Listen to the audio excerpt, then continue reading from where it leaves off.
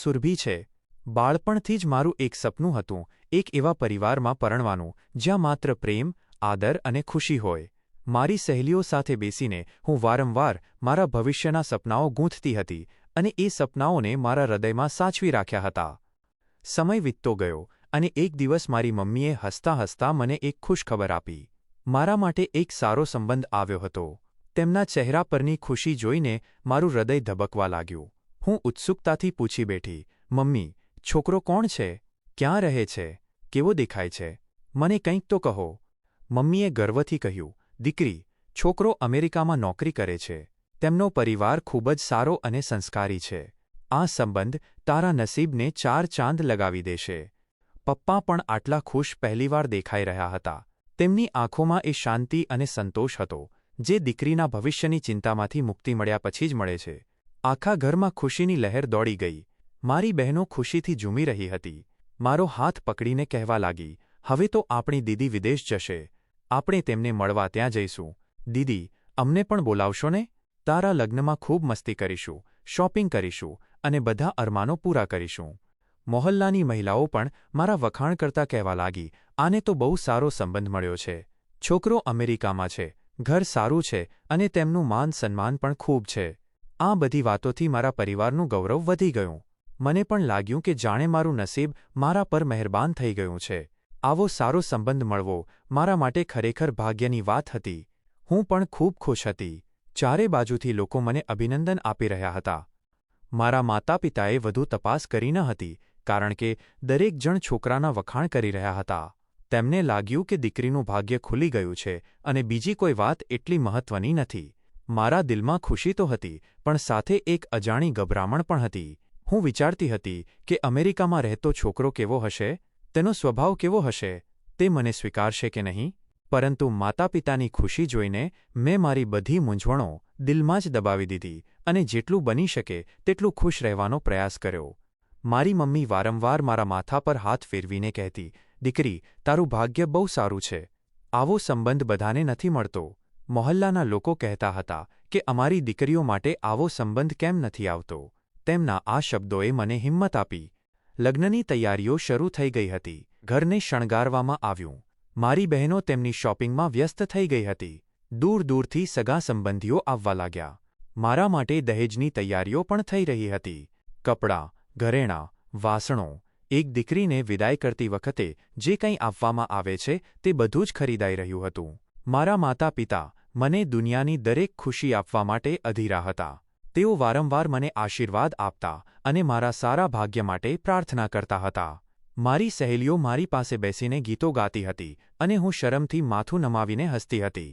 મેં હજી સુધી મારા પતિનો ફોટો પણ જોયો નહોતો. બસ એટલું જ જાણતી હતી કે તે ખૂબ જ સારા છે. દરેક ક્ષણ એક સપના જેવી લાગી રહી હતી. પપ્પા વારંવાર કહેતા, દીકરી, મેં હંમેશા તારા માટે શ્રેષ્ઠની ઈચ્છા રાખી છે. તું મારું પહેલું સંતાન છે અને તું આટલા સારા ઘરની વહુ બનવા જઈ રહી છે. મને લાગે છે કે મારી બધી પ્રાર્થનાઓ સ્વીકારાઈ ગઈ છે.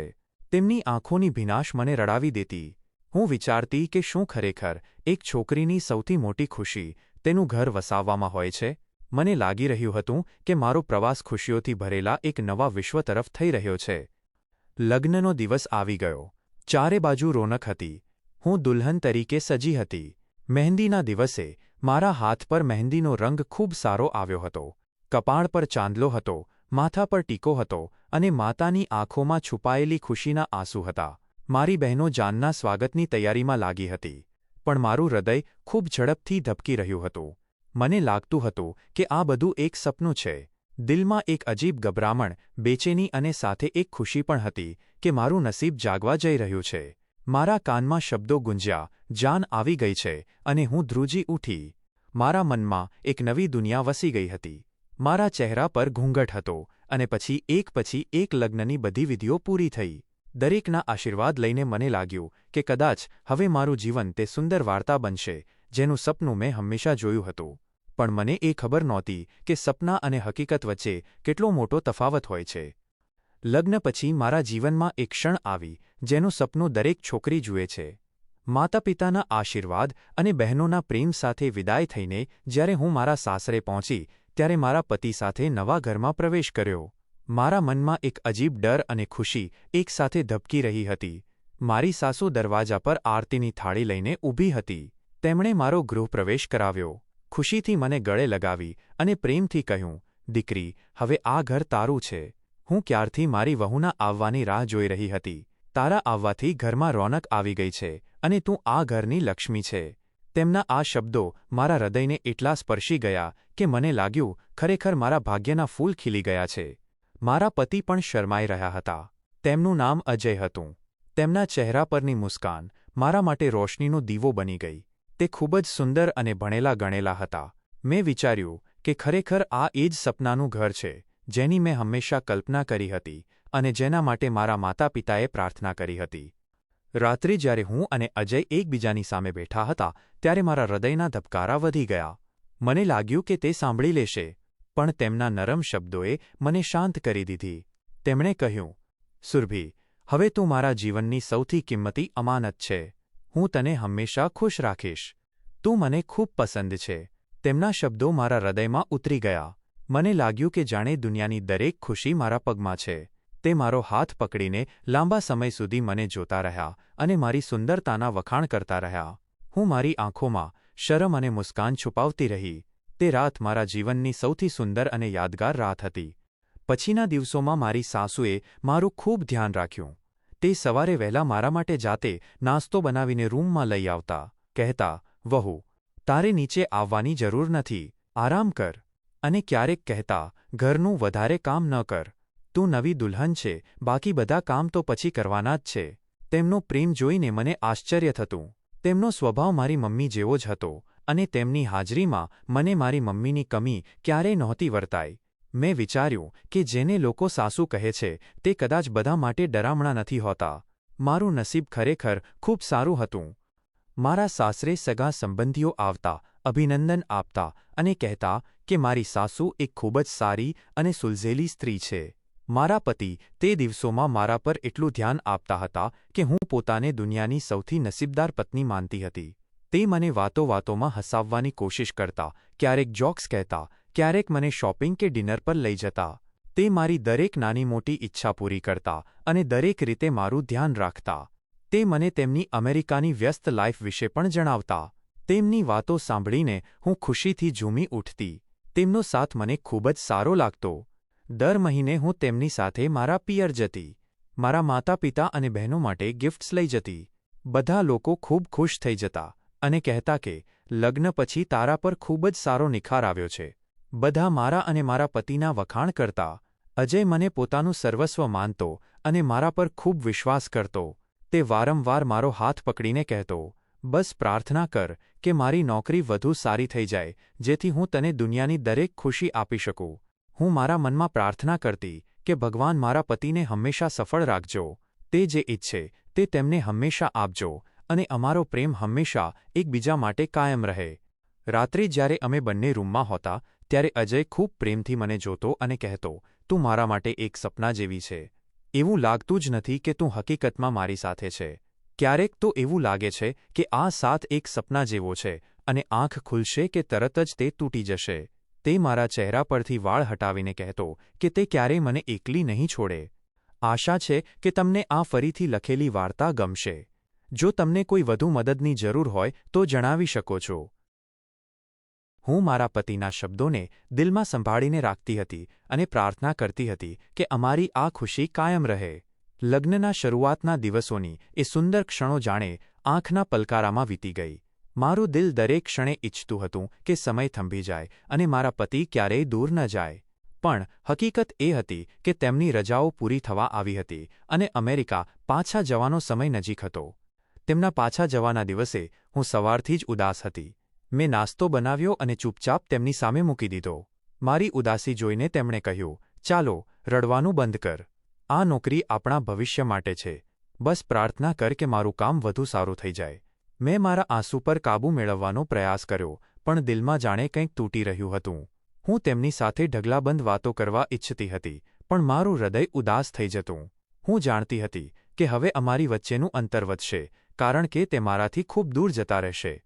એરપોર્ટ જવા માટે નીકળતી વખતે મારી સાસુ મને વારંવાર સલાહ આપી રહી હતી. મારા દીકરાને પાછળથી જોઈને ન બોલાવજે, નજર લાગી જાય છે. મેં વિચાર્યું કે તે એક માં છે એટલે આવું કહે છે. પણ એક ક્ષણ માટે મને એવું પણ લાગ્યું કે જાણે તે મને મારા પતિથી દૂર રાખવા માગે છે. મારા પતિએ જતા સમયે મને ગળે લગાવી અને કહ્યું, મારી ગેરહાજરીમાં મારી મમ્મીનું અને તારું પણ ધ્યાન રાખજે. મારી મમ્મી એકલા છે, તું તેમની સાથે છે એટલે મને શાંતિ રહેશે. અને હું જાણું છું કે તું મારી વાત જરૂર માનીશ. મેં માથું હલાવ્યું, આંસુ લૂછ્યા અને કહ્યું, તમે પણ તમારું ખૂબ ધ્યાન રાખજો. હું તમને ખૂબ યાદ કરીશ. તેમના ગયા પછી ઘરની શાંતિ મને કોતરી ખાવા લાગી. રૂમ ખાલી લાગવા માંડ્યો. મારા પતિની સુગંધ, તેમની મુસ્કાન, બધું જાણે ક્યાંક દૂર જતું રહ્યું હતું. હું વારંવાર મોબાઈલ જોતી કે કદાચ કોઈ મેસેજ આવ્યો હશે. રાત્રે તેમનો ફોન આવતો તો મારું દિલ ખુશ થઈ જતું, પણ તે વધારે વાર વાત કરી શકતા નહોતા કારણ કે મારી સાસુ તરત જ મારા રૂમમાં આવીને ફોન લઈ લેતા. મને લાગ્યું કે આ તેમના માતૃપ્રેમની ચિંતા છે. પણ જલ્દી જ મને અહેસાસ થયો કે આ માત્ર પ્રેમ નથી, પરંતુ પોતાના દીકરા પર નિયંત્રણ રાખવાનો એક રસ્તો છે. એક રાત્રે મેં મારા મનમાં કહ્યું કે આ એક પરીક્ષા છે, મારે સહન કરવું પડશે. પણ દિલના એક ખૂણામાં એ વિચાર પણ જાગી ગયો કે કદાચ આ સહનશીલતા હંમેશા માટે ન હોય. તે દિવસ મારા જીવનનો પહેલો દિવસ હતો જ્યારે મને લાગ્યું કે મારી અસલી પરીક્ષા શરૂ થવાની છે. મારા પતિના ગયાના થોડા દિવસ પછી જ મારી સાસુનો વ્યવહાર બદલાવા લાગ્યો. જે બધાની સામે નરમ દિલ અને પ્રેમાળ લાગતા હતા, એકલા હોવા પર તેમના ચહેરા પર કઠોરતા આવી જતી. સવારે વહેલા તે મને ઝટકો મારીને ઉઠાડી દેતા અને કહેતા, હજી સુધી સૂતી છે? ઘરની વહુઓ આટલી મોડી સુધી નથી સૂતી. ઊઠ અને રસોડામાં જઈને કામ કર. હું હેરાન થઈ જતી કે આ એ જ વ્યક્તિ છે જે પહેલાં કહેતા હતા કે મારે આરામ કરવો જોઈએ. મારા પતિના અમેરિકા ગયા પછી થોડા દિવસ તો મેં બધું સહન કરી લીધું, પણ ધીમે ધીમે પરિસ્થિતિઓ મારા માટે અસહ્ય બની ગઈ. એક દિવસ મારી સાસુએ અચાનક બધી નોકરાણીઓને કાઢી મૂકી. તેમનું કહેવું હતું કે હવે આ ઘરમાં એક વહુ છે, તેણે જ બધું કરવું જોઈએ. આ સાંભળીને મને આઘાત લાગ્યો કારણ કે મેં કલ્પના પણ નહોતી કરી કે આટલા મોટા ઘરની બધી જવાબદારી મારા પર આવી જશે. સવારે વહેલા મારે રસોડામાં જવું પડતું. ચા, વાસણ, કપડાં, ઝાડુ, પોતું, બપોર અને સાંજનું ભોજન બનાવવું, આ બધું કોઈ મુશ્કેલીથી ઓછું નહોતું. મારી સાસુ વારંવાર મારી પાછળ ઊભી રહીને કામ ચેક કરતા. જો થોડી પણ ભૂલ થતી તો ગુસ્સે થવા લાગતા. જો ભોજનમાં મીઠું વધારે થતું તો તરત જ બૂમો પાડતા. તને ભોજન બનાવતા નથી આવડતું કે શું? તારા પિયરવાળાઓએ તને કંઈ શીખવાડ્યું છે કે નહીં? તેમના કડવા શબ્દો મારા દિલને ઘાયલ કરી દેતા. ક્યારેક તે કહેતા, મારા દીકરાના પૈસા ખાવા આવી છે, કામ કરતા તો આવડતું નથી. ક્યારેક તે મારા રૂમમાં જઈને સામાન વેરવિખેર કરી દેતા અને કહેતા કે તું સફાઈ પણ બરાબર નથી કરી શકતી, બધે ધૂળ દેખાય છે. એક દિવસ મેં હિંમત કરીને કહ્યું, માજી, આ ઘર ખૂબ મોટું છે. એકલા મારા માટે બધું કરવું ખૂબ મુશ્કેલ છે. હું આખો દિવસ થાકી જાઉં છું. જો કોઈ નોકરાણી મદદ માટે આવી જાય તો મને સરળતા રહેશે. આ સાંભળીને તે ગુસ્સાથી ફાટી પડ્યા. તું ઈચ્છે છે કે હું પારકા લોકોને ઘરમાં રાખું અને તું આરામ કર? આ બધા બહાના છે તારા આરામ કરવાના. તું આ ઘરની વહુ છે, તારે અહીંના બધા કામ કરવાના છે. તું અહીં આરામ કરવા નથી આવી. આ તારી ફરજ છે. હું ચૂપ થઈ ગઈ કારણ કે તેમના ગુસ્સા સામે જવાબ આપવો મુશ્કેલીને આમંત્રણ આપવા જેવું હતું. મારા પતિ જ્યારે ફોન કરતા ત્યારે હું ઈચ્છતી કે તેમની સાથે મારા મનની વાત કરું, કહું કે તેમના વગર મારું મન નથી લાગતું. પણ ફોન આવતા જ મારી સાસુ હંમેશા મારી પાસે જ રહેતા. જેવી મારી વાત લાંબી થતી તે બહાનું બનાવીને ફોન છીનવી લેતા અને કહેતા, બેટા, તારી પત્ની તને ખૂબ હેરાન કરી રહી છે. હું અંદર જ અંદર સળગતી રહેતી પણ કંઈ કરી શકતી નહોતી. તે સમય મારા જીવનનો સૌથી મુશ્કેલ સમય હતો. મને લાગ્યું કે મારું અસ્તિત્વ માત્ર એક નોકરાણી જેવું છે. મારો કોઈ પોતાનો સમય નહોતો, કોઈ આરામ નહોતો, કોઈ શાંતિ નહોતી. હું રાત દિવસ કામમાં જોતરાઈ રહેતી અને થાકથી બેહોશ થઈને પથારી પર પડી જતી. મારા દિલમાં એક કમી હંમેશા રહેતી કે આ બધું ક્યાં સુધી ચાલશે. એક દિવસ એવો પણ આવ્યો જ્યારે મને લાગ્યું કે મારી સાસુનો અત્યાચાર હદથી વધી ગયો છે. જો હું જરા પણ થાકી જાઉં કે કોઈ કામ રહી જાય તો તે એટલો શોર મચાવતા કે આખો મોહલ્લો સાંભળી લેતો. નિકમ્મી છે, આળસુ છે, તને કંઈ કરતા જ નથી આવડતું. તે ગાળો બોલવા પર અને હાથ ઉપાડવા પર પણ ઉતરી આવતા. મેં ઘણીવાર તેમની માર સહન કરી. મારા શરીર પર નિશાન પડી જતા પણ હું ક્યારેય કોઈને બતાવી શકતી નહોતી. મારા પતિનો ફોન આવતો તો મારી આશા જાગી ઉઠતી. હું ઈચ્છતી કે તેમને મારા દિલનો હાલ કહું, પણ 2 મિનિટની વાત પછી જ મારી સાસુ ફોન છીનવી લેતા અને રડવા લાગતા. કહેતા, બેટા, તારી પત્ની મારું બિલકુલ ધ્યાન રાખતી નથી. હું ખૂબ એકલી છું, બીમાર થઈ ગઈ છું. તમે જલ્દી ઘરે આવી જાઓ. તેમના જૂઠ સાંભળીને મારું દિલ લોહીના આંસુ રડતું હતું. મારા પતિ તેમની વાતો પર વિશ્વાસ કરી લેતા અને મારા પર ગુસ્સે થઈને કહેતા, મમ્મીનું ધ્યાન રાખ. મેં તને કહ્યું હતું ને કે તેમને કોઈ તકલીફ ન થવી જોઈએ. હું વિચારતી કે જો હું સાચું કહું તો તે માનશે કે નહીં. એક દિવસ હું એટલી થાકી ગઈ હતી કે મારા હાથમાંથી વાસણ પડી ગયું. મારી સાસુએ તે વાસણ ઉપાડીને મારા સામે જમીન પર પછાડ્યું અને કહ્યું, જાણી જોઈને નુકસાન કરે છે, જેથી મારા દીકરાના પૈસા બરબાદ થઈ જાય. તેમની વાતોએ મારા આત્માને ઘાયલ કરી દીધો. મેં આંખોમાં આંસુ સાથે કહ્યું કે એવું કંઈ નથી, પણ તે માનવા તૈયાર નહોતા. મારા દિલમાં ઘણીવાર ઈચ્છા થઈ કે હું મારા પિયરવાળાઓને બધું કહીશ, પણ જ્યારે પણ હું વાત શરૂ કરતી તેઓ એ જ કહેતા, દીકરી, સહન કર. થોડી ઘણી ઊંચ નીચ તો દરેક ઘરમાં થાય છે. મને લાગતું કે કોઈ મારી વાતને ગંભીરતાથી લઈ રહ્યું નથી. દરેક જણ મને સહન કરવાનો પાઠ ભણાવી દેતું. કોઈ એ સમજતું નહોતું કે સહનશીલતાની પણ એક મર્યાદા હોય છે. તે દિવસ મારા જીવનનો સૌથી ખતરનાક સમય હતો, જ્યારે મને અહેસાસ થયો કે હું મારા પિયરવાળાઓ પર કે પતિ પર વિશ્વાસ કરી શકું તેમ નથી. મારો દરેક રસ્તો બંધ હતો અને મારી સાસુનો અત્યાચાર દિવસેને દિવસે વધી રહ્યો હતો. મને લાગ્યું કે જાણે હું કોઈ જેલમાં છું, જ્યાંથી બહાર નીકળવાનો કોઈ રસ્તો નથી. આખું એક વર્ષ આ જ રીતે પસાર થઈ ગયું. દરેક દિવસ મારા માટે બોજ જેવો હતો. દરેક ક્ષણ એક પરીક્ષામાં પસાર થતી. મેં રાત દિવસ મહેનત કરી, સાસુની સેવા કરી, પણ બદલામાં મને હંમેશા મહેણા અને અત્યાચાર જ મળ્યા. પણ દિલના કોઈ ખૂણામાં આશા બાકી હતી કે જ્યારે મારા પતિ પાછા આવશે, કદાચ બધું સારું થઈ જશે. આખરે તે દિવસ આવ્યો જ્યારે મને ખબર પડી કે અજય 10 દિવસ પછી રજા પર ઘરે આવી રહ્યા છે. મારું દિલ ખુશીથી ઝૂમી ઉઠ્યું. મેં રાત દિવસ મહેનત કરીને ઘરને ચમકાવી દીધું. રસોડું, રૂમ, વાસણો, દરેક વસ્તુ એવી રીતે સજાવી દીધી જેમ એક પત્ની પોતાના પતિના આવવા પર પોતાને સજાવે છે. જ્યારે તે ઘરે આવ્યા ત્યારે મારું મન તેમના પગ ચૂમવાનું થઈ રહ્યું હતું. તેમની મુસ્કાને મારા બધા ઘાવ પર મલમ લગાવી દીધો. કહ્યું, તું પહેલાં કરતાં પણ વધુ સુંદર લાગી રહી છે.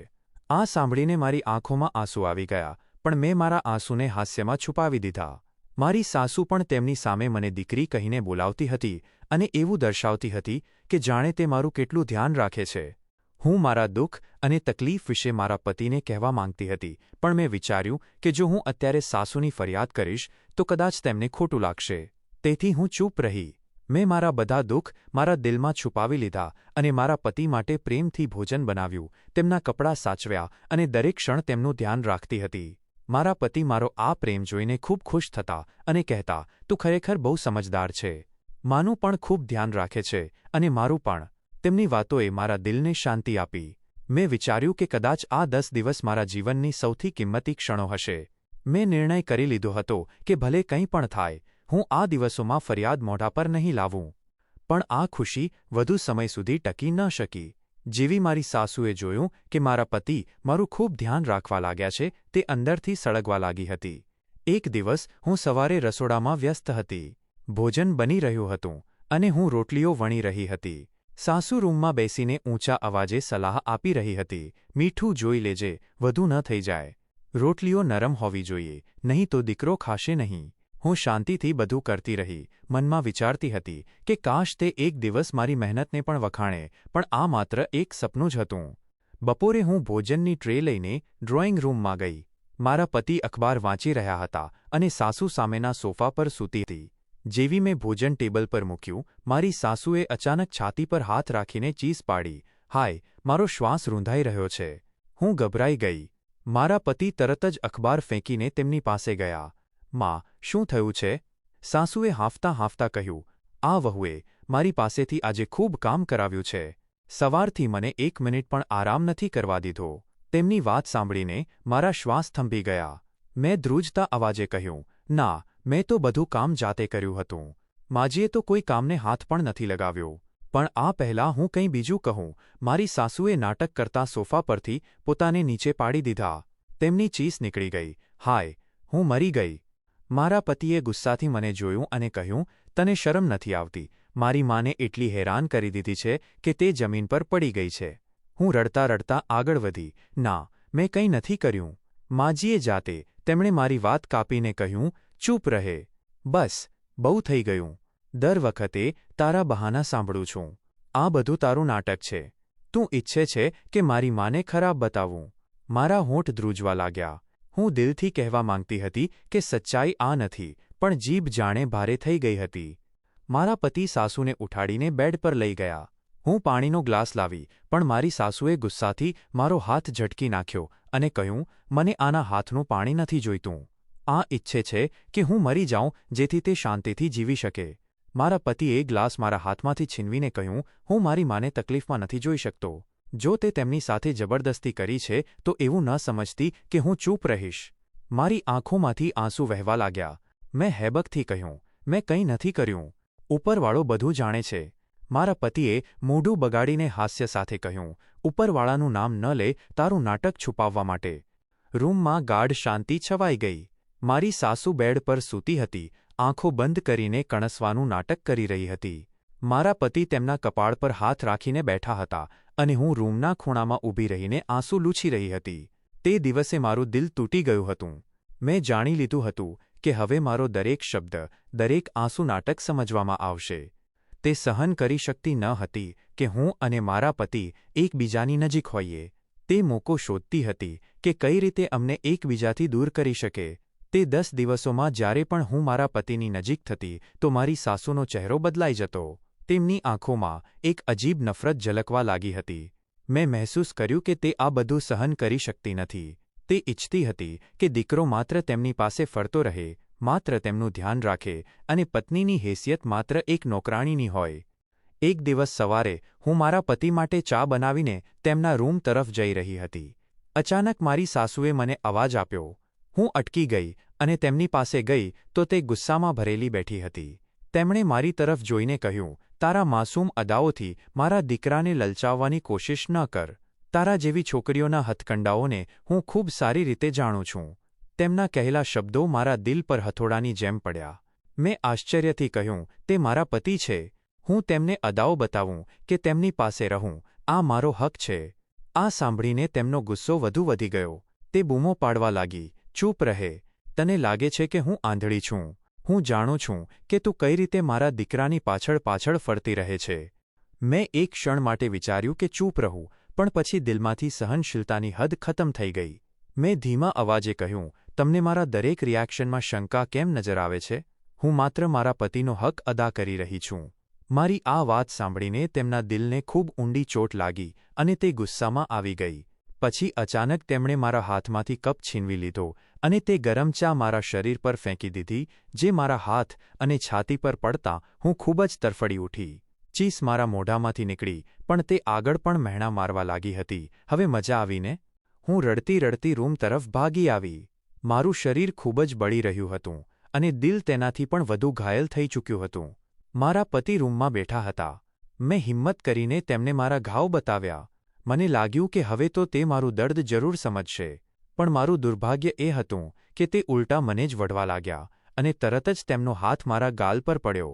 તેમણે ગુસ્સાથી કહ્યું, મારી માં વિરુદ્ધ જો તે એક પણ શબ્દ બોલ્યો તો હું તને છોડીશ નહીં. હું સારી રીતે જાણું છું કે તું તેમનાથી નફરત કરે છે. આ શબ્દો સાંભળીને મારું દિલ તૂટી ગયું. મને લાગ્યું કે મારી બધી આશા માટીમાં મળી ગઈ છે. જે મારા પતિને હું પોતાનો હમસફર સમજતી હતી, તે જ મારા ઘાવ પર સંતોષ આપવાને બદલે મને ગુનેગાર બનાવી રહ્યા હતા. મારી આંખોમાંથી આંસુ વહેવા લાગ્યા, પણ તે પાછા ફરીને પણ જોયા ન હતા. તે દિવસે મને અહેસાસ થયો હતો કે હવે મારો કોઈ સહારો નથી. ન મારા પતિ, ન મારી સાસુ, ન મારા ઘરવાળા. હું બિલકુલ એકલી થઈ ગઈ હતી અને આ એકલતા કોઈ પણ ઘાવ કરતાં વધુ પીડાદાયક હતી. આ 10 દિવસ મારા માટે ઝેર બની ગયા હતા. હું ઈચ્છતી હતી કે આ સમય ખુશીનો હોય, પણ આ દિવસો મારા માટે વધુ દુઃખ અને મૂંઝવણ લઈને આવ્યા હતા. મેં મહેસૂસ કરી લીધું હતું કે કદાચ મારા નસીબમાં શાંતિ લખાઈ જ નથી. પત્ની એમના માટે કોઈ કિંમત નહોતી. મેં ધ્રુજતા અવાજે કહ્યું, તે મારા પતિ છે. હું તેમને મારી નજીક કેમ ન રાખું? મારા આ શબ્દો જાણે એમના દિલમાં તીરની જેમ વાગ્યા. અચાનક એમને ગુસ્સો આવ્યો અને એમણે ફરીથી એક ગરમ ચા મારા શરીર પર ફેંકી દીધી. આ બીજી વાર હતું કે એમણે મારી સાથે આવું કર્યું. આ ચા મારા હાથ અને છાતી પર પડી અને હું ખૂબ બળી ગઈ. મારા જૂના ઘા હજુ રૂઝાયા પણ નહોતા કે ફરી તાજા થઈ ગયા. મારા મોઢામાંથી જોરદાર ચીસ નીકળી અને હું જમીન પર પડી ગઈ. મારું મન થયું કે જમીન ફાટી જાય અને હું અંદર સમાઈ જાઉં. મારી સાસુ મારા પર ઊભા રહીને મહેણા મારવા લાગ્યા. હું તો એ જ ઈચ્છું છું કે તું પૂરી રીતે બળીને રાખ થઈ જા. પણ તને ગરમ ચાની નહીં, આગની જરૂર છે. આ વખતે ચીસ પાડતા પાડતા હું મારા પતિ પાસે મારા ઘા બતાવવા ગઈ. હું દર્દથી કણસી રહી હતી અને તેમને કહેવા માંગતી હતી કે ફરી તમારી માએ મારા પર હુમલો કર્યો છે. મારી સાસુએ મને સહારો ન આપ્યો, પણ હું રડતી રડતી રૂમ તરફ ભાગી જ્યાં મારા પતિ બેઠા હતા. મેં તેમને મારા ફરીથી બળેલા ઘા બતાવ્યા. મારી આંખોમાં આંસુ હતા અને મેં કહ્યું, તમારી માએ પહેલાં પણ મારી સાથે આવું કર્યું છે અને હજી પણ. પણ તેઓ મને જોતાં જ ગુસ્સાથી ભડકી ઉઠ્યા. એમણે કશું કહ્યું નહીં, પણ એક જોરદાર થપ્પડ મારા મોં પર મારી અને કહેવા લાગ્યા, મારી મા વિરુદ્ધ એક શબ્દ પણ ન બોલતી. મને ભડકાવવાની જરૂર નથી. હું તારી વાતોમાં નહીં આવું. હું જાણું છું કે તું એમનાથી નફરત કરે છે. પછી અચાનક એમણે બીજો થપ્પડ મારા ગાલ પર માર્યો અને મારી આંખો સામે અંધારું છવાઈ ગયું. મારા દિલને વિશ્વાસ ન આવ્યો કે જેના પર મેં મારું બધું કુરબાન કરી દીધું, એ જ હમસફર મારા પર હાથ ઉઠાવી રહ્યો હતો, મને ખરાબ સમજી રહ્યો હતો. હું પથારી પર પડી ગઈ. આંસુ અટકવાનું નામ નહોતા લેતા. મારા પતિએ પાછા ફરીને મારી તરફ જોયું પણ નહોતું. તેઓ દરવાજો બંધ કરીને જતા રહ્યા. મારું દિલ કહેતું હતું કે મારા જીવનનો સૌથી મોટો સહારો તૂટી ગયો છે. હવે હું એકલી છું. એ રાત મારા જીવનની સૌથી લાંબી રાત હતી. શરીરનું દર્દ ઓછું નહોતું થતું, પણ આત્માનો ઘા એનાથી પણ ઊંડો હતો. હું વારંવાર વિચારતી રહી, શું હું ખરેખર ગુનેગાર છું? આ બધું મારા નસીબમાં લખ્યું છે? પણ કોઈ જવાબ ન મળ્યો. એ દિવસ મારા માટે કયામતથી ઓછો નહોતો. મારા પતિની થપ્પડે મારા દિલના બધા સપના ચકનાચૂર કરી દીધા હતા. હું વિચારતી રહી કે જેને હું મારો હમસફર, મારો રક્ષક સમજતી હતી, એ જ મારી સાથે અત્યાચાર કરવામાં કોઈ કસર છોડશે નહીં. રૂમની શાંતિ મને કોતરી ખાવા લાગી. હું મારા ઘા પર હાથ રાખીને રડતા રડતા વિચારતી રહી કે હવે મારું કોણ છે? ન પતિ, ન સાસુ, ન પિયરવાળા. બધાએ મને એકલી છોડી દીધી હતી. બપોરનો સમય હતો. તડકો ખૂબ તેજ હતો અને હું આંગણામાં વાંકી વળીને કપડાં ધોઈ રહી હતી. મારા હાથ પર સાબુના ફીણ સાથે ઘાવોની બળતરા પણ હતી. દરેક ધોલાઈ સાથે મારી આંખોમાંથી આંસુ વહી નીકળતા, પણ હું તેમને સાબુના પાણી સાથે ભેળવી દેતી જેથી કોઈ ઓળખી ન શકે. મારા હાથ પર ગઈકાલ રાતના મારના તાજા નિશાન હતા. મેં લાંબા દુપટ્ટાથી તેમને છુપાવવાની કોશિશ કરી, પણ કેટલાક ઘા છુપાવવાથી છુપાતા નથી. એ જ સમયે પાડોશની ચાચી આવી. તે વારંવાર પાણી ભરવાના બહાને અમારા આંગણામાં ડોક્યું કરી લેતી હતી. એમની નજર જેવી મારા હાથ પર પડી, તે ચોંકી ગઈ. નજીક આવીને કહેવા લાગી, દીકરી, આ તે તારી કેવી હાલત બનાવી રાખી છે? આ કેવા નિશાન છે તારા શરીર પર? હું ગભરાઈ ગઈ. મેં જલ્દીથી દુપટ્ટો હાથ ઉપર કર્યો અને હસીને કહ્યું, કંઈ નહીં ચાચી, બસ ચૂલાની બળતરા છે. ચાચીએ મારી આંખોમાં આંખ નાખીને કહ્યું, દીકરી, મારાથી છુપાવવાની જરૂર નથી. મેં કાલે પણ તને રોટલીઓ બનાવતા જોઈ હતી. તારા હાથ ધ્રુજી રહ્યા હતા અને હવે આ નિશાન. આ બધું ચૂલાની બળતરા નથી, આ અત્યાચારની કહાની છે. મારા હોઠ ધ્રુજવા લાગ્યા, પણ જીભ બંધ રહી. આંખોમાંથી આંસુ વહી નીકળ્યા. મેં નમીને ફરીથી કપડાં ઘસવાનું શરૂ કરી દીધું, જેથી તે મારો ચહેરો ન જોઈ શકે. પણ ચાચીએ મારો હાથ પકડી લીધો અને નરમાશથી કહ્યું, દીકરી, તમારે પોલીસમાં ફરિયાદ કરવી જોઈએ. તે જ તમારી મદદ કરશે. મેં તેમની વાત સાંભળી તો એક ક્ષણ માટે વિચારમાં પડી ગઈ. પણ પછી મારા દિલે કહ્યું, નહીં, દુનિયાની અદાલતમાં સાચું દબાવી દેવામાં આવે છે. હું તો સૌથી મોટી અદાલતમાં જઈશ, મારા ભગવાન સામે. એમની સામે મારી બધી ફરિયાદો કરીશ. આ વિચારીને મારું દિલ કંઈક અંશે હલકું થઈ ગયું. ચાચીએ કહ્યું, આવા અત્યાચાર તમે ક્યાં સુધી સહન કરશો? આ અત્યાચાર વધુ સમય સુધી નહીં ચાલે. એક દિવસ તમારે તમારો અવાજ બુલંદ કરવો પડશે. આ દુનિયા આંધળી નથી. જો તમે ચૂપ રહેશો તો લોકો તમને ગુનેગાર સમજશે. મેં ધ્રુજતા અવાજે કહ્યું, ચાચી, અવાજ બુલંદ કરવા માટે હિંમત જોઈએ અને હિંમત માટે સહારો જોઈએ. મારો તો કોઈ સહારો પણ નથી. મારા પતિ એમની માની વાતોમાં આવીને મારી વાત સાંભળતા નથી. પિયરવાળા કહે છે કે ધીરજ રાખ. અને અહીં તો મારી જીભ ખુલે તે પહેલાં જ મને ગુનેગાર બનાવી દેવામાં આવે છે. ચાચીએ એક ઊંડો શ્વાસ લીધો અને કહ્યું, દીકરી, જો માણસ સાથ ન આપે તો કાયદો સાથ જરૂર આપે છે. તમે ઈચ્છો તો પોલીસમાં ફરિયાદ કરી શકો છો. તમારા જેવી નેક દીકરીઓ જ આખી જિંદગી અત્યાચાર સહન કરીને મરી જાય છે. મારી આંખો આકાશ તરફ ઉઠી. હોઠ ધ્રુજવા લાગ્યા અને દિલની ઊંડાઈથી નીકળેલા શબ્દો જીભ પર આવી ગયા. મારો સહારો માત્ર ઉપરવાળો છે. જો હું દુનિયાની અદાલતમાં જઈશ તો કદાચ સાચું દબાઈ જશે, પણ ઉપરવાળાની અદાલતમાં મારો દરેક આંસુ સાક્ષી આપશે. મારો નિર્ણય જરૂર થશે. મેં મારા ભગવાન સામે મારા બધા નિર્ણયો સોંપી દીધા. ચાચી ચૂપ થઈ ગઈ. એમની આંખોમાં ભીનાશ ઉતરી આવી હતી. તે મારો હાથ દબાવીને કહેવા લાગ્યા, દીકરી, ઉપરવાળો તને સહનશીલતાનું ફળ જરૂર આપશે. હું પ્રાર્થના કરીશ કે તે દિવસ જલ્દી આવે જ્યારે તારા જીવનમાં સુકૂન આવી જાય. મેં એમની વાત પર હળવી મુસ્કાન આપી, પણ દિલમાં એક નિર્ણય કરી લીધો હતો. હું સમજી ગઈ હતી કે ખરેખર મારો સહારો માત્ર ઉપરવાળો છે અને એ જ સામે મારે ઝૂકવું છે. મારું સૌથી મોટું શસ્ત્ર એમની પ્રાર્થના કરવી છે. રાત ઊંડી થઈ રહી હતી. બહાર શાંતિ હતી, પણ મારા દિલમાં તોફાન મચ્યું હતું. મેં ધ્રુજતા હાથે પૂજાની થાળી તૈયાર કરી અને ભગવાન સામે પ્રાર્થના કરવા બેસી ગઈ. આંસુના ટીપાં જાણે મારા દિલની આગને ઠંડી કરી રહ્યા હતા. હું હાથ જોડીને પ્રાર્થના કરી રહી હતી. ખૂબ રડી રહી હતી. મારા શ્વાસ ઉખડી રહ્યા હતા. મારા આંસુ મારા ચહેરા પર વહી રહ્યા હતા. હું ઘણી રાત સુધી પ્રાર્થના કરતી રહી અને રડતા રડતા ભગવાનને એ જ કહેતી રહી કે આ દુનિયા આંધળી છે, આ લોકો બહેરા છે, પણ તું તો બધું જોઈ રહ્યો છે ને, બધું સાંભળે છે ને. મારા પતિ પણ મને નથી સમજતા. મારા માતા પિતા પણ ચૂપ છે, પણ હું જાણું છું કે તારો ન્યાય સૌથી મોટો છે. હું વારંવાર દોહરાવતી રહી, હે ભગવાન, જો આ બધું મારા માટે કઠિન પરીક્ષા છે તો મને સહનશીલતા આપ અને આ પરીક્ષાને જલ્દી જ મારા માટે પૂરી કરી દે. મારું ભાગ્ય તો મને હિંમત આપશે અને જો મારો હક છે તો મને ન્યાય આપી દેજે. આખી રાત મેં મારા ભગવાનને મારા દિલની બધી વાર્તાઓ કહી દીધી. ક્યારેક મારા શરીરના ઘા બતાવ્યા તો ક્યારેક દિલના છુપાયેલા ઘા સંભળાવ્યા. એવું લાગી રહ્યું હતું કે જાણે આકાશના દરવાજા ખુલી ગયા છે અને મારો દરેક શબ્દ સાંભળવા માટે કોઈ નજીક બેઠું છે. જ્યારે સવારનો પ્રકાશ થયો તો મારી આંખો સૂજી ગઈ હતી, પણ દિલ ભારે નહોતું. એક અજીબ શાંતિ મારા દિલમાં ઉતરી આવી હતી. મેં અનુભવ્યું કે ભલે આખી દુનિયા મારો સાથ છોડી દે, પણ મારો ભગવાન મારી સાથે જરૂર છે. સવારનો સમય હતો. કિચનમાં ધીમે ધીમે ચાની સુગંધ ફેલાઈ રહી હતી. મેં રોજ મુજબ નાસ્તો તૈયાર કર્યો અને મારા પતિ સામે નાસ્તાની ટ્રે રાખી દીધી. એમની આંખોમાં ઊંઘની ઝલક હજી પણ બાકી હતી, પણ એમણે હસીને નાસ્તો સ્વીકાર્યો. મારા દિલમાં શાંતિ આવી કે ચાલો, ઓછામાં ઓછી આ ક્ષણ શાંતિવાળી છે. પણ અંદર ક્યાંક એક અજીબ ડર બાકી હતો, જાણે કોઈ મોટી દુર્ઘટના મારા દરવાજા પર દસ્તક આપી રહી હોય. મેં ટ્રે ટેબલ પર મૂકી અને તરફડતા દિલ સાથે મારી સાસુના રૂમ તરફ આગળ વધવા લાગી. મેં દરવાજો ધીમેથી ખોલ્યો તો સામેના દૃશ્યે મને પથ્થર બનાવી દીધી. મારી સાસુ પથારી પર ઊંધા પડ્યા હતા. એમનું મોંઢું વાંકું થઈ ગયું હતું.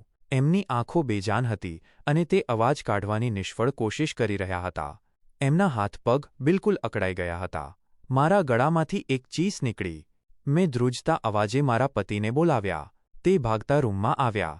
એમણે જ્યારે પોતાની માતાની હાલત જોઈ તો કહેવા લાગ્યા, માં, આ શું થઈ ગયું?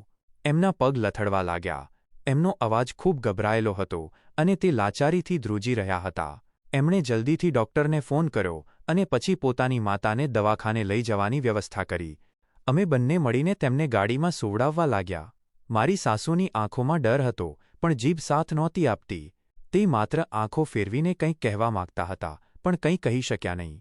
દવાખાને પહોંચીને ડૉક્ટરે તપાસ પછી ગંભીર શબ્દોમાં કહ્યું, તેમને લકવા, પેરાલિસિસનો ખૂબ જ મોટો હુમલો થયો છે. હવે તે બોલી નહીં શકે અને વધારે ચાલી ફરી પણ નહીં શકે. ઇલાજથી સુધારો આવી શકે છે, પણ સંપૂર્ણ સ્વસ્થ થવું બહુ મુશ્કેલ છે. ડૉક્ટરના આ શબ્દો સાંભળીને મારા પતિની આંખોમાં આંસુ આવી ગયા. એમણે પોતાની માતાના હાથ પકડીને રડતા રડતા કહ્યું, માં, હું તમને કંઈ થવા નહીં દઉં. હું તમને બચાવી લઈશ અને હવે તમને ક્યારેય એકલા નહીં છોડું. હું એક ખૂણામાં ઊભી રહીને આ બધું જોઈ રહી હતી. દિલમાં અનેક યાદો એકસાથે ઉમટી આવી. આ એ જ સ્ત્રી હતી જે ગઈકાલ સુધી મને રાત દિવસ મહેણા મારતી હતી, મારા ઘા પર મીઠું ભભરાવતી હતી અને મને એક નોકરાણીથી વધારે માન નહોતી આપતી. પણ આજે એ જ સ્ત્રી પોતાના જ શરીરની કેદી બની ગઈ હતી. એમનો ઘમંડ લાચારીમાં ફેરવાઈ ગયો હતો. મેં અનુભવ્યું કે સમય કેટલો જલ્દી બદલાઈ જાય છે. મારા પતિએ મારો હાથ પકડ્યો અને ધ્રુજતા અવાજે કહ્યું, હું અમેરિકા પાછો નહીં જાઉં. હું અહીં જ નોકરી કરીશ જેથી માની સેવા કરી શકું. એમના શબ્દોમાં દુઃખ અને ભારેપણું હતું. મેં મનોમન વિચાર્યું કે કદાચ આ એક ક્ષણ છે જ્યારે આપણા સંબંધોમાં બદલાવ આવશે. મેં મારા દિલમાં નક્કી કરી લીધું કે હવે મારી ધીરજની ખરી કસોટી શરૂ થઈ છે. જે સ્ત્રી મારા માટે જુલ્મી સાસુ હતી, આજે ઈશ્વરના નિર્ણયથી એક લાચાર દર્દી બની ગઈ હતી. મેં વિચાર્યું કે જો હું પણ એમની લાચારીની મજાક ઉડાવું કે બદલો લેવાનો પ્રયાસ કરું તો મારી પ્રામાણિકતા બેકાર થઈ જશે. તેથી મેં ઈશ્વરને આપેલું વચન પાળ્યું અને ખરા દિલથી એમની સેવા શરૂ કરી. દરરોજ સૂરજ ઉગે તે પહેલાં હું એમના રૂમમાં જતી, એમનો ચહેરો સાફ કરતી, કપડાં બદલતી, હાથ પગ ધોવડાવતી અને પછી ભોજનની થાળી લઈને બેસતી. હું એમને પોતાના હાથે જમવાનું ખવડાવતી. ક્યારેક તેઓ મારા પર ગુસ્સાથી જોવાનો પ્રયાસ કરતા, પણ એમની જીભ સાથ નહોતી આપતી. હું નરમાશથી એમના કાનમાં કહેતી, માજી, આ સમય પણ પસાર થઈ જશે. પછી ચમચીથી કોળિયા બનાવીને ખવડાવતી. જ્યારે તેમને ઉધરસ આવે તો પાણીના નાના ઘૂંટ પીવડાવતી. ક્યારેક રાત્રે એમના પેટમાં દુખાવો થતો, ક્યારેક હાથ પગમાં ખેંચાણ આવતું. હું દરેક ક્ષણ એમની નજીક રહેતી. ક્યારેક એમની માલિશ કરતી, ક્યારેક દવા આપતી અને ક્યારેક વાર્તા સંભળાવતી, જેથી એમનું મન બીજે પરોવાય. મારા પતિએ જ્યારે મને આ બધું કરતા જોયું તો એમના ચહેરા પર આશ્ચર્ય અને શરમનો ભાવ છલકાઈ ગયો. તેઓ ઘણીવાર શાંતિથી દરવાજા પાસે ઊભા રહીને મને જોયા કરતા. એક રાત્રે તેઓ મારી પાસે આવ્યા અને ધીમેથી કહ્યું, હું આશ્ચર્યચકિત છું કે આટલું બધું થયા પછી પણ તું આ બધું કરી રહી છે. હું તો તને ક્યારેય સમજી જ ન શક્યો. એમની આંખો ભીની હતી. મેં ધીમેથી કહ્યું, આ બધું મારા ઈશ્વરનો આદેશ છે. જો હું માફ ન કરી શકું તો મારી પ્રાર્થનાઓ બેકાર થઈ જશે. થોડા મહિનાઓ પછી જ્યારે મારી સાસુની હાલતમાં થોડો સુધારો આવ્યો તો ધીમે ધીમે હાથ હલાવવા લાગ્યા. એક દિવસ એમણે ધ્રુજતા હાથે મારો હાથ પકડ્યો. એમની આંખોમાંથી આંસુ વહી રહ્યા હતા. જીભમાંથી ફક્ત 2 શબ્દો નીકળ્યા, દીકરી, મને માફ કરી દે. એમના તૂટેલા શબ્દો અને ધ્રુજતા શરીરે મારા દિલને હચમચાવી દીધું. આ એ જ સ્ત્રી હતી જે મને રાત દિવસ અપમાનિત કરતી હતી અને આજે મારી સામે શરમથી આંસુ વહાવી રહી હતી. મેં એમનો હાથ મજબૂતીથી પકડીને કહ્યું, માજી, મેં તમને દિલથી માફ કરી દીધા છે, કારણ કે ઈશ્વરની અદાલત સૌથી મોટી છે અને એના નિર્ણયો સાચા હોય છે. આ કહેતા જ મારું દિલ હળવું થઈ ગયું, જાણે વર્ષોનો બોજ એક પળમાં ઉતરી ગયો હોય. આ દૃશ્ય જોઈને મારા પતિ પણ રડી પડ્યા. તેઓ મારી પાસે આવ્યા અને ધીમેથી બોલ્યા, તે મને જીતાડી દીધો છે. મેં તને સમજવામાં ખૂબ મોડું કર્યું. તે દિવસ પછી અમારા સંબંધમાં એક નવી રોશની આવી ગઈ. જે શાંતિ અને પ્રેમ પહેલાં માત્ર એક સપનું લાગતા હતા, હવે એ હકીકત બની રહ્યા હતા. મારા પતિ પૂરેપૂરા બદલાઈ ગયા હતા. એક દિવસ તેઓ મારી પાસે આવ્યા અને ધીમેથી બોલ્યા, મેં તને ક્યારેય સમજી નહીં. માની વાતો પર આંખો બંધ કરીને વિશ્વાસ કર્યો અને તને ગુનેગાર માનતો રહ્યો. પણ આજે હું તને એમની સેવા કરતા, રાત-રાતભર જાગતા જોઉં છું તો શરમ આવે છે. મેં આંખોમાં આંસુ સાથે મારા પતિને કહ્યું, તમારી માતાની સેવા કરવી મારો અધિકાર છે. હું ઈચ્છતી હતી કે તમે મારો સાથ આપો, પણ જ્યારે એમણે મને જ ગુનેગાર ઠેરવી ત્યારે મારો સહારો ફક્ત ઈશ્વર જ રહ્યા. તેઓ ચૂપ થઈ ગયા. એમની ચૂપકીમાં શરમ પણ હતી અને એક નિર્ણય પણ હતો. તે દિવસે એમણે મારી સાથે ઊભા રહેવાનો નિર્ણય લઈ લીધો. ઘરમાં પણ ધીમે ધીમે બદલાવ આવવા લાગ્યો. જ્યાં પહેલાં દરેક ખૂણામાં ઝઘડા અને મહેણાનો અવાજ સંભળાતો હતો, ત્યાં હવે શાંતિ અને સહનશીલતાનું વાતાવરણ છવાઈ ગયું હતું. હું મારી સાસુના પલંગ પાસે બેસીને જૂની વાતો કહેતી, એમના પગ દબાવતી અને એમની સેવા કરતી. તેઓ રડતા રડતા મારો હાથ પકડી લેતા. એમની જીભ સાથ નહોતી આપતી, પણ એમની આંખો બધું કહી રહી હતી. આસપાસના લોકો અને સગા સંબંધીઓમાં પણ આ વાત ફેલાઈ ગઈ કે વહુએ અત્યાચાર સહન કર્યા છતાં સાસુની સેવા નથી છોડી. લોકો આવીને મને આશીર્વાદ આપતા. એક દિવસ મોહલ્લાની એક સ્ત્રીએ કહ્યું, દીકરી, તે એ કરી બતાવ્યું જે બધા નથી કરી શકતા. તારી ધીરજની હિંમત છે કે આજે તારો પતિ તારી સાથે છે. હું હસી પડતી, પણ દિલમાં જાણતી હતી કે આ બધું ઈશ્વરની મદદથી થયું છે. મહિનાઓ પછી જ્યારે મારી સાસુએ પહેલીવાર ધ્રુજતી જીભથી માફી માગી ત્યારે મારું દિલ પીગળી ગયું. મેં એમનો હાથ પકડીને કહ્યું, માજી, તમે મારી માતા જેવા છો. જે કંઈ થયું તે ભૂલી જાઓ. મેં તમને દિલથી માફ કરી દીધા છે. આ કહેતા જ એમની આંખોમાંથી આંસુ વહેવા લાગ્યા. મારા પતિ પણ મારી પાસે ઊભા હતા. તેઓ આગળ આવ્યા, મારું કપાળ ચૂમ્યું અને રડવા લાગ્યા. એમના આંસુ મારા વાળમાં પડ્યા. તેઓ કહેવા લાગ્યા, તે મને એક નવું જીવન આપ્યું છે. જો તું સાથે ન હોત તો કદાચ આ ઘર તૂટી જાત. તે દિવસ પછી અમારા સંબંધમાં સાચા પ્રેમની એક નવી બહાર આવી ગઈ હતી. મારા પતિ જે ક્યારેક માની વાતોમાં આવીને મને ગુનેગાર સમજતા હતા, હવે દરેક ક્ષણે મારો સહારો બની ગયા હતા. તેઓ ઘણીવાર રસોડામાં મારી સાથે આવી જતા, શાકભાજી સમારતા કે વાસણ ધોતા હસીને કહેતા કે હવે અમેરિકાની નોકરી ભૂલી જા. અહીંની ખુશીઓ વધારે છે. એમના આ શબ્દો મારા માટે કોઈ કિંમતી ભેટથી ઓછા નહોતા. હું હસી પડતી અને દિલમાં વિચારતી કે સાચી ખુશી પૈસામાં નહીં પણ દિલના સુકૂન અને સંબંધોના પ્રેમમાં છે. મારી સાસુની તબિયતમાં ધીમે ધીમે થોડો સુધારો આવવા લાગ્યો. તેઓ ચાલી નહોતા શકતા પણ ઓળખવા લાગ્યા હતા. ઇશારાથી વાતો કરવા લાગ્યા. ઘણીવાર મને પોતાની પાસે બોલાવીને મારી તરફ જોતા જ એમની આંખોમાં શાંતિ અને આંસુ આવી જતા. જે હાથ ક્યારેક મારા પર ઉઠતા હતા, હવે તેઓ એ જ ધ્રુજતા હાથ જોડી લેતા. હું એમના હાથ પકડીને નરમાશથી કહેતી, માજી, હવે આપણે બધા એક પરિવાર છીએ. જે કંઈ થઈ ગયું તેને ભૂલી જાઓ. એમના આંસુઓમાં શરમ હતી, માફી હતી અને મારા દિલમાં શાંતિ હતી. મેં જાણી લીધું કે માફ કરનાર ક્યારેય હારતો નથી પણ સૌથી શક્તિશાળી હોય છે. સમય વીતતો ગયો. મારું ઘર હવે શાંતિ અને પ્રેમનું આશ્રયસ્થાન બની ગયું હતું. મારા પતિ મને માન આપતા, દરેક નિર્ણય મારી સાથે લેતા, દરેક સલાહ મારી પાસેથી લેતા. ક્યારેક તેઓ મને જોતા અને હસીને કહેતા, તું માત્ર મારી પત્ની નહીં પણ મારી સાથી છે. જો તારી ધીરજ ન હોત તો આજે આપણું આ ઘર તૂટી ગયું હોત. આ સાંભળીને હું ભીની આંખોથી હસી પડતી. હું વિચારતી કે ખરેખર જો સ્ત્રી ધીરજને પોતાનો ઘરેણો બનાવી લે તો ઈશ્વર તેને એ માન આપે છે જે બીજા કોઈ માર્ગે શક્ય નથી. વર્ષો પછી જ્યારે હું મારી આ યાત્રાને યાદ કરું છું તો આશ્ચર્ય થાય છે કે એ દિવસો પણ પસાર થઈ ગયા જ્યારે હું એકલી, ઘાથી ભરેલી અને દુનિયા સામે લાચાર ઊભી હતી. એ રાતો પણ યાદ આવે છે જ્યારે હું ભગવાન સામે રડતી અને કરગરતી. અને જ્યારે મારા ઘરને પ્રેમ અને શાંતિથી ભરેલું જોઉં છું તો દિલની ઊંડાઈથી ઈશ્વરનો આભાર માનું છું કે મારા આંસુ બેકાર ન ગયા. મારી વાર્તા માત્ર મારી વાર્તા નથી. આ દરેક એ સ્ત્રીની વાર્તા છે જે અત્યાચાર સહન કરે છે, દુનિયાની બેરૂખી સહન કરે છે, પણ હિંમત અને ધીરજ સાથે ઈશ્વર પર વિશ્વાસ રાખે છે. અને ઈશ્વર ક્યારેય કોઈની કુરબાની બેકાર નથી જવા દેતો. મારું જીવન આ વાતનો પુરાવો છે કે જો સ્ત્રી ધીરજનો હાથ પકડી રાખે તો તેને એ માન, શાંતિ અને પ્રેમ જરૂર મળે છે જેની તે હકદાર છે. આશા છે કે તમને આ વાર્તા પસંદ આવી હશે. જો પસંદ આવી હોય તો વિડીયોને લાઇક કરજો. ચેનલ પર નવા હો તો સબસ્ક્રાઇબ કરજો. અને હા, નોટિફિકેશન બેલ જરૂર દબાવજો જેથી આગળી અપડેટ સૌથી પહેલા તમને મળે.